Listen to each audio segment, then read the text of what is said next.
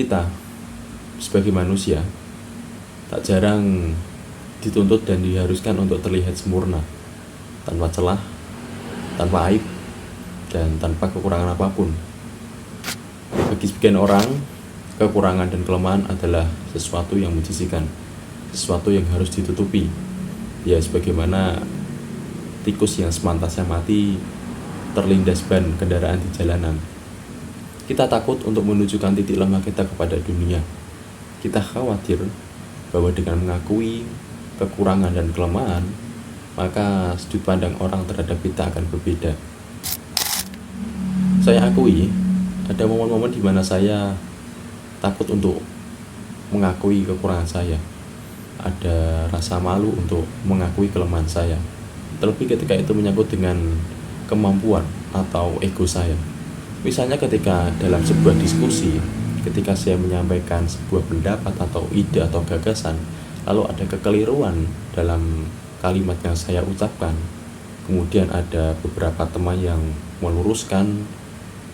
Nah, ketika di momen itu ada sebuah perasaan atau dorongan atau semacam bisikan yang menyuruh saya untuk menyumpal mulut mereka, untuk menyumpal mulut teman-teman saya.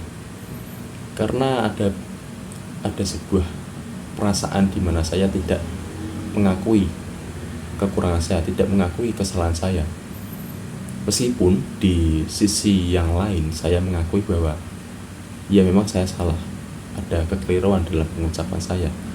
Namun tetap saja ada keengganan untuk menerima saran dan mengakui kesalahan saya, mengakui kekurangan saya. Di momen yang lain, ketika saya mengerjakan tugas kelompok, lalu ada satu teman dari kelompok lain yang menyadari ada kesalahan dalam tulisan saya, lalu ia mencoba untuk memberitahu kepada saya, alih-alih mengakui kesalahan dalam tulisan saya malah menyampaikan alasan bahwa itu adalah typo, atau mungkin itu kesalahan dari sumber buku yang sudah saya kutip. Padahal saya tahu itu adalah murni kesalahan saya. Saya juga melihat perilaku serupa di sekitar saya. Ada beberapa orang yang ketika dikritik dan diluruskan, mereka akan melakukan 1001 cara, melakukan 1001 upaya untuk menutupi kekurangannya. Bahkan di antaranya, ada beberapa orang yang menyerang kekurangan orang lain demi untuk dia menutupi kekurangannya sendiri. Setelah melalui refleksi dan mengamati beberapa fenomena-fenomena yang ada di sekitar saya, pada akhirnya saya menyadari bahwa mengakui kekurangan bukanlah sesuatu yang mudah. Ada perasaan cemas, takut, khawatir yang mengusik, ada ego yang memberontak, ada kekhawatiran kehilangan respect dari orang lain. Tetapi semakin saya mencoba menyangkal kekurangan, menyanggah kelemahan, dan menolak ketidaksempurnaan, semakin berat beban perasaan yang harus saya tanggung. Kekurangan bukanlah aib yang harus disembunyikan, bukanlah sesuatu yang harus ditutupi.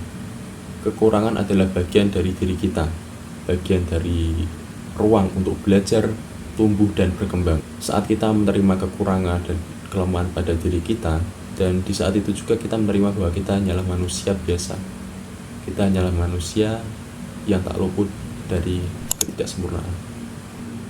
Dan sebuah kalimat penutup dari saya, teman-teman, sebuah epilog dari konten kali ini, mengakui kelemahan bukanlah pertanda kita kalah, tersingkir, atau runtuh, melainkan sebuah bentuk manifesto untuk berkata bahwa inilah aku, manusia dengan segala luka, namun tetap berdiri, belajar untuk derita.